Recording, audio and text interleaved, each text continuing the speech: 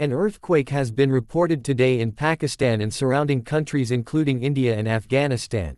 The magnitude of this earthquake was about 5.5, which is not much devastating. The range that can be destructive starts from 7.8 and so on. Here are some safety measures. 1. Drop down onto your hands and knees before the earthquake knocks you down.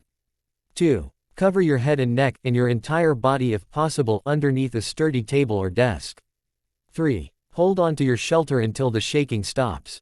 And at last pray before God to save us from such natural disasters.